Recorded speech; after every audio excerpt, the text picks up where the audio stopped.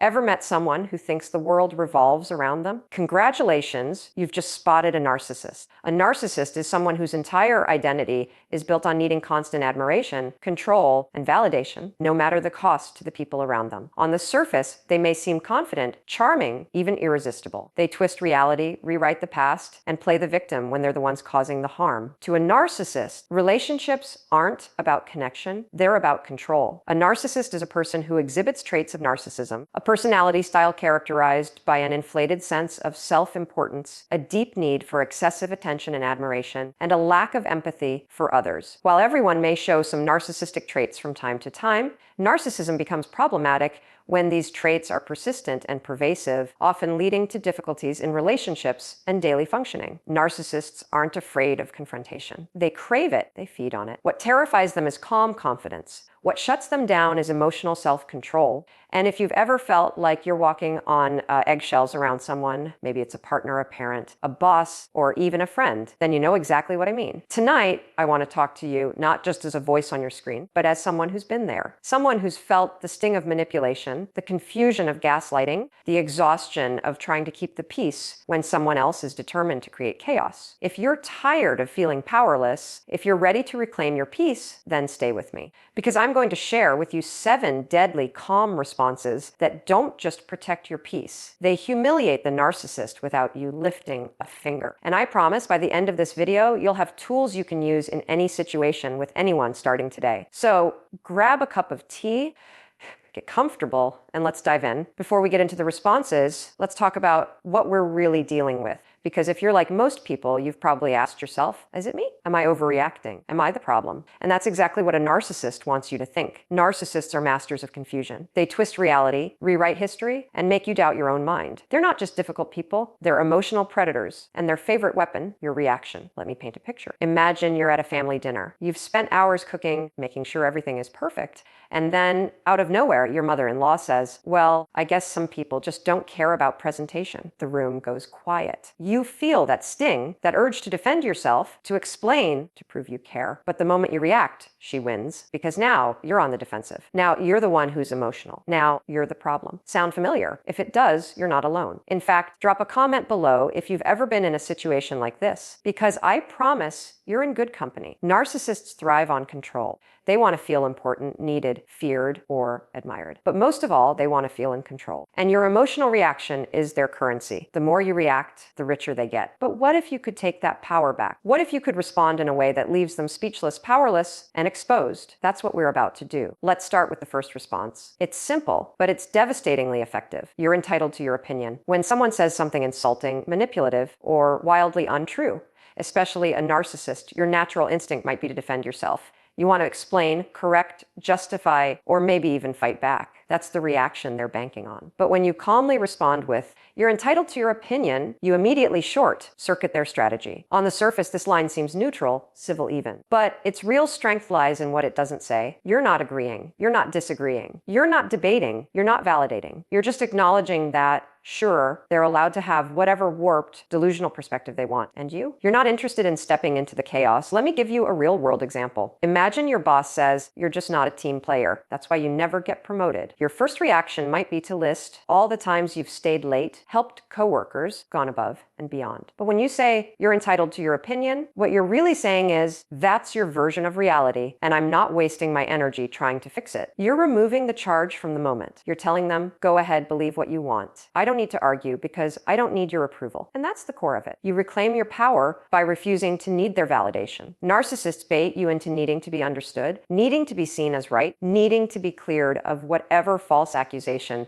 they've thrown at you. When you don't need any of that, you become immune. This phrase also avoids one of the most common traps, justifying yourself. Every time you explain yourself to a narcissist, they look for cracks. They look for contradictions. They twist what you say, throw it back at you, and drag you deeper. But when you say you're entitled to your opinion, there's nothing to twist, no details to grab, no story to distort. And because this response is emotionally flat, it also sends a deeper message. You're not invested. You're not hurt. You're not shaken. Whether that's fully true or not inside is beside the point. On the outside, you're unbothered. And to a narcissist, nothing is more frustrating than someone who won't give them the satisfaction of emotional turmoil. It also signals boundaries without yelling, without explaining over-explaining without putting up a wall made of anger. It's a boundary built of self-respect and emotional maturity. And the calmer your tone, the harder it hits. Even in professional settings, this response works. Say you're in a meeting and someone tries to discredit you or misrepresent your work. Instead of launching into defense mode, a calm, "You're entitled to your opinion,"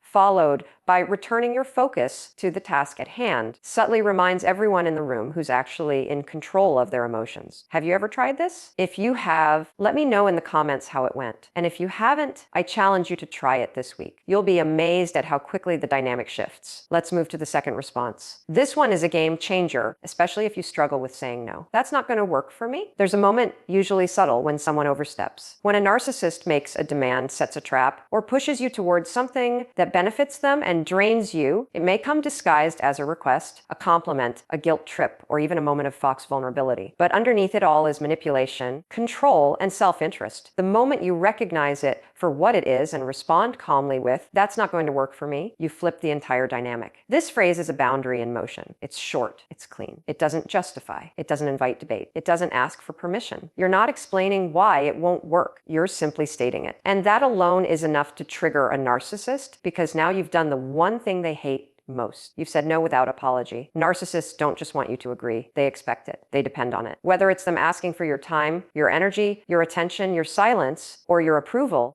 their entire strategy is built on the assumption that you'll fold, that you'll hesitate, that you'll bend yourself to keep the peace or avoid guilt. But when you say, "That's not going to work for me," you shatter that expectation without raising your voice. It's a rejection wrapped in calm. And because it comes without emotion, it becomes unarguable. There's nothing for them to sink their claws into, nothing to analyze, no opening to exploit. You didn't say, "I'm sorry, but I just can't." Or, "I wish I could, but I'm too busy." Those kinds of responses leave room for pressure. They give narcissists an invitation to twist your logic and wear you down. But "that's not going to work for me" is a verbal wall. It also places you in a position of authority over your own life. When you use this phrase, you're not making it about them. You're not blaming or accusing. You're simply owning your space. And for narcissists who view relationships as one-way transactions where others exist to serve them, that ownership feels threatening. Imagine a scenario. A narcissistic boss piles extra work on your desk at the last minute. They flash a smile and say, "You're always so reliable. Can you just handle this too?" Most people in this moment would feel the pressure to agree, or at least offer an excuse. But when you respond with a calm, "That's not going to work for me," you're not attacking, you're not emotional, you're just firm. And that firmness disrupts the dynamic. Suddenly, you're not the predictable person they thought you were. You're someone they have to think twice about manipulating. The power of this phrase is that it sets a standard without negotiation. It tells the narcissist, "I'm not available for exploitation. I'm not here to make you comfortable at my own expense, and I won't be dragged into a dance where your needs always come first." In relationships, this line is especially effective. A narcissistic partner might try to guilt trip you into staying silent, doing things their way, or tolerating something that clearly crosses a line. You don't have to argue or cry or scream. Just calmly stating, "That's not going to work for me," holds the line. It shifts the burden back to them, forcing them to either adjust or reveal just how unwilling they are to respect boundaries. It's also important to note that this phrase trains people how to treat you. Narcissists, in particular, learn quickly who will push back and who will bend. When you use this response consistently without anger and without apology, you create a pattern. You will not be controlled through pressure, guilt, or manipulation. You will not be emotionally blackmailed or baited into proving your worth by betraying your own limits. If you've ever struggled to say no, I want you to practice this phrase. Write it down. Say it in the mirror. And remember, you don't owe anyone an explanation for protecting your peace.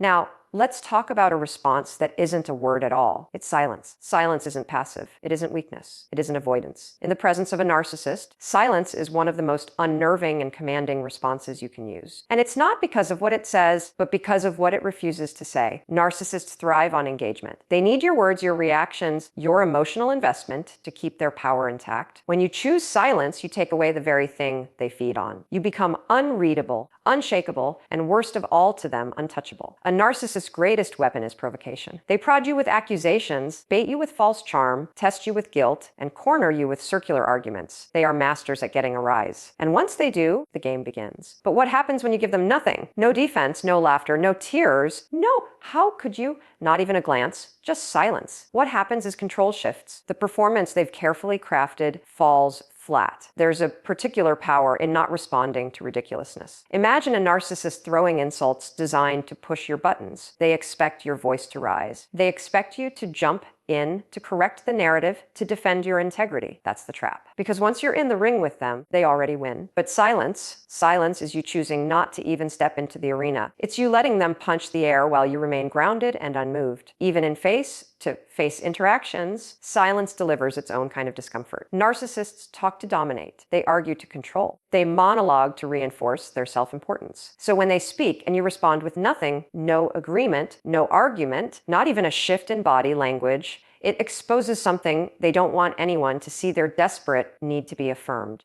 And suddenly it becomes glaringly obvious that they're performing for approval they won't get. This applies not only to insults and arguments, but to love bombing and fake flattery. When a narcissist heaps on exaggerated praise or pretends to be vulnerable, they're often testing the waters, seeing how quickly they can hook you emotionally. Most people respond automatically, either by complimenting back or giving reassurance. But if you stay silent, if you look at them without blinking or just offer a neutral gaze, they don't know what to do. They can't gauge your investment. They don't know if it worked. That uncertainty is a narcissist's kryptonite. And silence is versatile. It works in person over text and even on social media. Not replying to a toxic message, not reacting to a shady post, not answering the phone when they call at 2 a.m. That's all silence in action. It's a decision, not a mistake. You're choosing not to engage because you understand that sometimes the best way to respond is not to respond at all. Silence also interrupts their control cycle. When you go silent, the narcissist is left to fill in the blanks. And this is where their own insecurities start to turn inward. Are you mad? Are you done? Are you planning something? Are you stronger than they thought? The silence becomes a mirror, and what they see reflected back is their own fear of losing control. But let's be clear, silence only works when it's intentional. This isn't the silence of shutting down or walking on eggshells. It's not the silence of submission. It's the silence of someone who sees exactly what's happening and decides they're not playing. It's grounded, it's calm, it's dignified. And it's devastating to someone who expects to be the center of your emotional world. Silence makes space for you to think, to reclaim power, to detach. It's not something you use to hurt someone, but something you use to protect yourself. In the presence of manipulation, silence says, I see what you're doing and I owe you nothing. In that moment, you are no longer a player in their game. You are the one who left the board entirely without saying a word. If you've ever used silence as a response, share your story below. Did it throw them off? Did you feel more powerful? I want to hear your experiences. There's a certain kind of response that hits harder than any insult or argument, and it's just one word: interesting. It's the calm, nonchalant reply that says everything and nothing at once. And in the face of a narcissist, someone who craves validation, control, and emotional chaos, this word becomes a precision weapon because it denies them exactly what they want: your emotional engagement. Narcissists speak not to communicate, but to dominate. They twist facts, gaslight, brag, insult, play the victim, or stir conflict, all in the service of controlling your reaction. What they can't tolerate is ambiguity. They want a clear win, a reaction, a defense, a breakdown, a burst of praise, anything that shows they've gotten inside your head. But interesting shuts all of that down. It's not angry, it's not approving, it doesn't even show curiosity, it's just neutral. And that neutrality infuriates them. Let's say a narcissist makes a condescending remark disguised as concern. You're still working that same job. I guess some people are okay staying small. They're baiting you. They want you to feel insecure, to defend your path, to seek approval. But when you look at them calmly, say, interesting, and move on, you've refused the bait. You've let them know that their opinion isn't a currency you trade in. And just like that, the game ends before it begins. The beauty of interesting lies in how unbothered it sounds. Narcissists are constantly scanning for emotional clues. Raised eyebrows, defensive tone, hesitation, over-explaining. All of these reactions give them an opening. But when you give them nothing, just that quiet, unfazed, interesting, they're left spinning. They don't know what you're thinking. They can't decide if you agree, disagree, are offended, or simply don't care. That kind of emotional invisibility makes them uncomfortable, even panicked, because they lose the sense of dominance they so desperately want to maintain. This response also subtly flips the power dynamic. Instead of being pulled into their emotional drama, you've become the observer. You're the one evaluating them. Now, interesting doesn't just dismiss, it watches, it studies, it says, I see you, without the need to prove or confront. That shift unnerves a narcissist who's used to being the one analyzing and exploiting other people's weaknesses. And it works in any context. When they brag endlessly about their fabricated achievements, hoping for admiration, interesting. When they retell a story that paints them as the misunderstood hero or the relentless victim, interesting. When they try to corner you in a conversation, drawing you into another loop of blame and confusion, still interesting. You offer no resistance. You offer no reward, just detachment. It's also a subtle way of keeping your peace. You're not engaging in an argument, and you're not stooping to sarcasm. You're simply letting them speak while refusing to absorb any of it. The narcissist throws a dart, expecting it to hit something soft, but instead it lands on a stone wall with a single word etched into it. Interesting. That's the moment they realize you're not affected. You're not shaken. You're not explaining yourself to them anymore. It doesn't mean you agree. It doesn't mean you're ignoring what was said. It means you're choosing not to reward their behavior with attention or energy. And that, more than anything, leaves them unsettled. Because narcissists want fireworks. They want a reaction, good or bad, because any response proves they're still at the center. But interesting is cold, it's flat. It's a quiet removal of spotlight and control. Even the tone matters. Say it with calm curiosity, not sarcasm, not ice. A simple, flat, interesting hits harder than 1,000 cutting comebacks because it offers no closure, no insight, and no access. It tells the narcissist, your attempt to control me isn't landing anywhere. There's no emotional return on your investment here. You're just performing to silence, and silence doesn't applaud. Try this the next time someone tries to bait you. Just say, interesting, and watch what happens. And if you've already done this, tell me in the comments. Did it work? When dealing with a narcissist, conversations are rarely just conversations. They're battlegrounds for control. A narcissist doesn't argue to resolve. They argue to derail, dominate, confuse, and exhaust. They shift blame, rewrite history, twist your words, and drag in unrelated issues just to keep the upper hand. So, when you calmly and firmly say, let's stay on topic, you're doing something revolutionary. You're refusing to follow them into the chaos. You're setting the rules. You're taking the wheel. This phrase may seem simple, even polite, but don't underestimate its power. Let's stay on topic is a boundary disguised as direction. It's not emotional. It's not combative, but it cuts through manipulation like a scalpel. It says, I see what you're doing. I'm not getting pulled into a maze, and I'm not giving you control of this conversation. A narcissist's favorite tactic is deflection. Bring up something legitimate, something they did, something that hurt, and they'll pivot. Suddenly, it's not about what they did. It's about what you did 5 months ago. It's about how they were just trying to help. It's about your tone. And if you let them, they'll drag you into side arguments until you forget what the original point even was. That's their goal, to confuse you so thoroughly that you give up the conversation entirely. But when you say, let's stay on topic, you stop the spiral. You freeze the distraction midair. You're not taking the bait. You're not getting sucked into old drama or letting them dump guilt from 5 different directions. You're keeping the spotlight exactly where they don't want it, on the truth. Picture this. You're calmly expressing how a recent boundary you set has been ignored. Instead of listening, the narcissist snaps. You're always so sensitive. Remember last year when you blew up at me over nothing? The average person might get defensive. You might want to clarify, correct, explain how last year was different, but that's the trap. That's the distraction. The calm, powerful response, let's stay on topic, delivered without heat. It becomes a redirect that puts the narcissist back on notice. It's also a form of emotional discipline. Narcissists feed on emotional reactions. The more tangled up you get in defending yourself against irrelevant accusations, the more they win. But by using let's stay on topic, you're not just controlling the conversation, you're controlling yourself. You're choosing clarity over chaos, focus over frustration, and that makes you incredibly difficult to manipulate. Even more, this phrase sets a new standard. It signals that your time, your energy, and your presence are not free for alls. If the narcissist wants to talk, they'll have to do so on terms that don't include emotional manipulation or bait and switch tactics. That's deeply uncomfortable for them because it removes the wiggle room they depend on to stay in power. And let's stay on topic doesn't have to be aggressive. In fact, the calmer it said, the more effective it is. You're not asking, you're directing. You're reining the conversation back in like a leader. And when you do it consistently, it sends a message. You're not afraid of confrontation, but you're not available for dysfunction. Narcissists will often respond to this phrase with more deflection. They might accuse you of being controlling or cold. That's another manipulation, another attempt to shift the focus away from the original point. But this phrase isn't about controlling them. It's about not allowing yourself to be controlled by them. You're refusing to get tangled in distraction. And that's exactly why it hits so hard. You can use it in personal relationships, professional environments, and even in written communication. Whether it's a conversation with a toxic partner, a gaslighting colleague, or a guilt-tripping family member, let's stay on topic cuts through the noise. It brings things back to the core, back to the facts, back to the place narcissists least want to stay the truth. If you've ever been dragged off topic in an argument, type focus in the comments.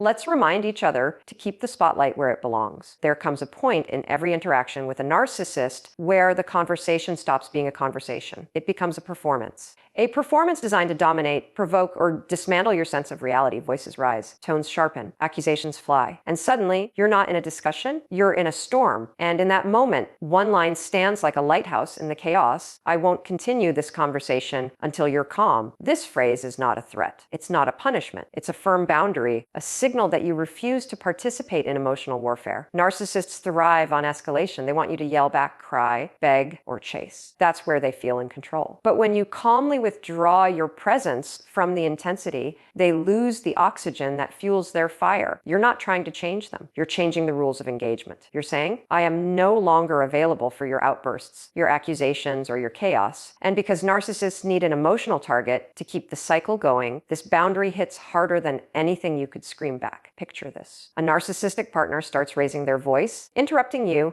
accusing you of things you didn't do. Your instinct might be to defend yourself, to explain, to prove them wrong.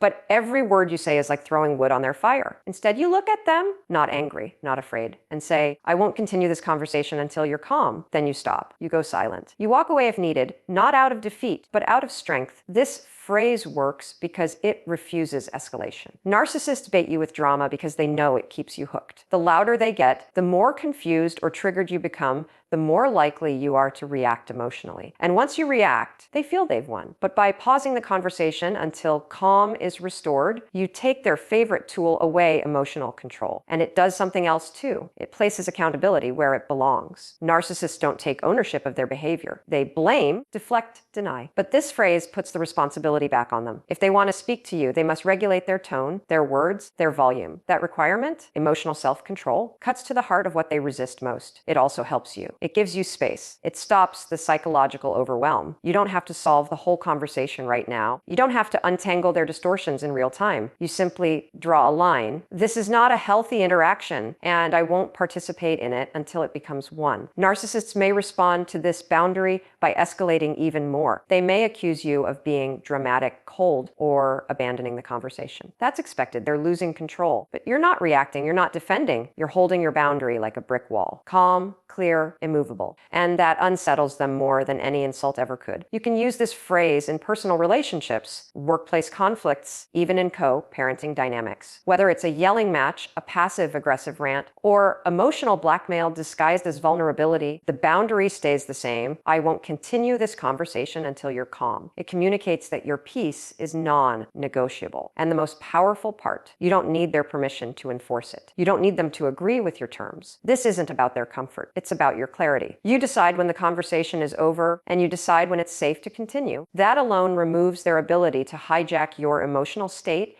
and makes you a far less appealing target for their manipulation. If you've ever had to walk away from a toxic conversation, let me know how it felt. Did you feel guilty, empowered? Both. Your story might help someone else find the courage to do the same. There's almost nothing more disarming to a narcissist than the word okay. It's short, flat, emotionless, and it drains the fuel right out of their emotional engine. Narcissists are wired for control. They seek dominance in conversations through provocation, drama, guilt, or flattery. What they absolutely don't know how to handle is neutrality. When you respond with a calm, steady, okay, you deliver a message that's louder than any argument, I'm not affected. See, a narcissist doesn't just want to be right. They want you to feel wrong. They want you defensive, unraveling, pleading your case. Every insult, dig, or backhanded compliment is bait. They expect pushback. They rely on your emotional response to steer the dynamic in their favor. So when you strip all of that away with a simple, okay, it scrambles their entire strategy. Imagine this. The narcissist accuses you of being selfish for setting a boundary. Wow, I guess you only care about yourself now. What happened to the old you? They want you to explain, justify, second guess your boundary,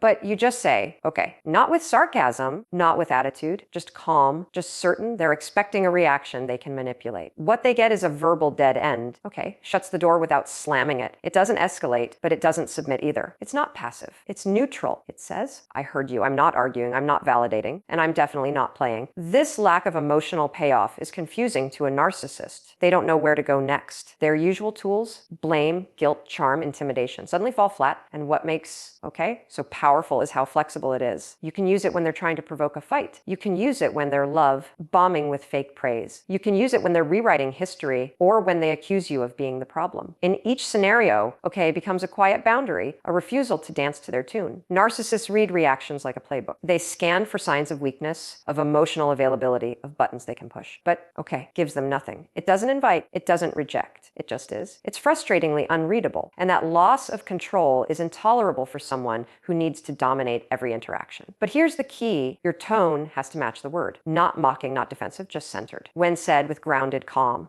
becomes a shield. It reflects nothing back. It creates no echo. It's like throwing a tantrum into a vacuum. There's no energy coming back to keep the momentum going. You can also use to end an argument without closing the door to future discussion. If a narcissist is ranting, accusing, or twisting the facts, and you're done trying to engage, becomes your off switch. It doesn't mean you agree. It doesn't mean they're right. It means you're done for now. It preserves your peace without giving them more rope to tie you up with. Over time, consistently using, in this way teaches the narcissist something subtle but critical. They no longer have access to your emotional control panel. You're no longer triggered. You're not dancing to their rhythm. You're present but unavailable, calm but not controlled. And that is deeply destabilizing to someone who thrives on your emotional vulnerability. In toxic relationships, whether romantic, professional, or familial, this word can be a game changer. It's a way of stepping out of the drama without making a dramatic exit. It's small, but it signals something big: detachment, autonomy, strength. It tells the narcissist that the person they once pulled into chaos with a few sharp words now meets their fire with a single steady syllable. And no matter how loud they get, they're no longer the one directing the volume. If you've ever used, as your shield, let me know. Did it work? Did it throw them off?